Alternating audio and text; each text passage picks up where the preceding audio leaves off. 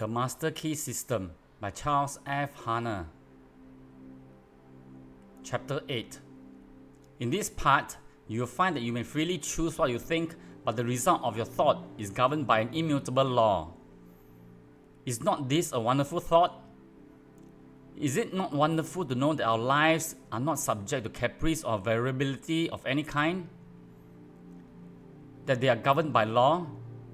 This stability is our opportunity, because by complying with the law, we can secure the desired effect with invariable precision. It is the law which makes the universe one grand paean of harmony. If it were not for law, the universe would be a chaos instead of cosmos. Here, then, is the secret of the origin of both good and evil. This is all the good and evil that ever was or ever will be. Let me illustrate. Thought results in action. If your thought is constructive and harmonious, the result will be good. If your thought is destructive or inharmonious, the result will be evil. There is therefore but one law, one principle, one cause, one source of power, and good and evil are simply words which have been coined to indicate the results of our action, or our compliance or non-compliance with this law. The importance of this is well illustrated in the lives of Emerson and Carlyle. Emerson loved the good, and his life was a symphony of peace and harmony. Carlyle hated the bad, and his life was a record of perpetual discord and inharmony. Here we have two grand men, each intent upon achieving the same ideal. But one makes use of constructive thought and is therefore in harmony with natural law. The other makes use of destructive thought and therefore brings upon himself a discord of every kind and character. It is evident, therefore, that we are to hate nothing, not even the bad, because hatred is destructive, and we shall soon find that by entertaining destructive thought, we are sowing the wind, and in turn shall reap the whirlwind. Part 8. Thought contains a vital principle, because it is the creative principle of the universe and by its nature will combine with other similar thoughts. As the one purpose of life is growth, all principles underlying existence must contribute to give it effect. Thought, therefore, takes form, and the law of growth eventually brings it into manifestation. You may freely choose what you think, but the result of your thought is governed by an immutable law. Any line of thought persisted in cannot fail to produce its result in the character, health, and circumstances of the individual. Methods whereby we can substitute habits of constructive thinking for those which we have found produce only undesirable effects are therefore of primary importance. We all know that this is by no means easy. Mental habits are difficult to control, but it can be done, and the way to do it is to begin at once to substitute constructive thought for destructive thought. Form the habits of analyzing every thought. If it is necessary, if its manifestation in the objective will be a benefit, not only to yourself, but to all whom it may affect in any way, keep it, treasure it. It is of value. It is in tune with the infinite. It will grow and develop and produce fruit 100-fold. On the other hand, it will be well for you to keep this quotation from George Matthews Adams in mind. Learn to keep the door shut. Keep out of your mind, out of your office, and out of your world every element that seeks admittance with no definite helpful end in view. If your thought has been critical or destructive and has resulted in any condition of discord or inharmony in your environment, it may be necessary for you to cultivate a mental attitude which will be conducive to constructive thought. The imagination will be found to be of great assistance in this direction. The cultivation of the imagination leads to the development of the ideal out of which your future will emerge. The imagination gathers up the material by which the mind weaves the fabric of which your future is to be clothed. Imagination is the light by which we can penetrate new worlds of thought and experience. Imagination is a mighty instrument by which every discoverer, every inventor opened the way from precedent to experience. Precedent said it cannot be done. Experience said it is done. Imagination is a plastic power, molding the things of sense into new forms and ideals. Imagination is a constructive form of thought which must precede every constructive form of action. A builder cannot build a structure of any kind until he has first received the plans from the architect, and the architect must get them from his imagination. The captain of industry cannot build a giant corporation which may coordinate hundreds of smaller corporations and thousands of employees, and utilize millions of dollars of capital until he has first created the entire work in his imagination. Objects in the material world are as clay in the potter's hand. It is in the mastermind that the real things are created, and it is by the use of the imagination that the work is done. In order to cultivate the imagination, it must be exercised. Exercise is necessary to cultivate mental muscle as well as physical muscle. It must be supplied with nourishment or it cannot grow. Do not confuse imagination with fancy, or that form of daydreaming in which some people like to indulge. Daydreaming is a form of mental dissipation which may lead to mental disaster. Constructive imaginations means mental labor, by some considered to be the hardest kind of labor. But, if so, it yields the greatest returns. For all the great things in life have come to men and women who had the capacity to think, to imagine, and to make their dreams come true. When you have become thoroughly conscious of the fact that mind is the only creative principle, that it is omnipotent, omniscient, and omnipresent, and that you can consciously come into harmony with this omnipotence through your power of thought, you will have taken a long step in the right direction. The next step is to place yourself in position to receive this power. As it is omnipresent, it must be within you.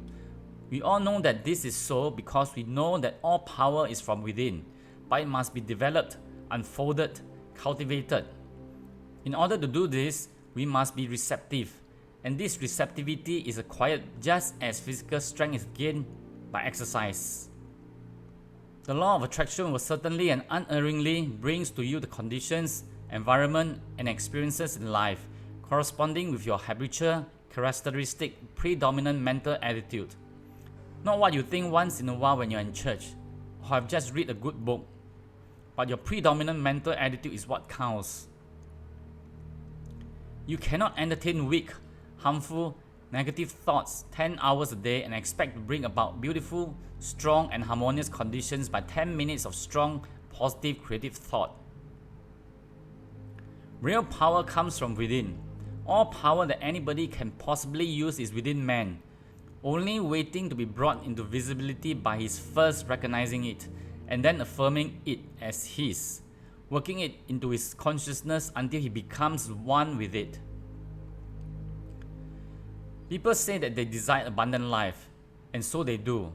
But so many interpret this to mean that if they will exercise their muscles, or breathe scientifically, eat certain foods in certain ways, drink so many glasses of water every day of just a certain temperature, keep out of drafts, they will attain the abundant life they seek.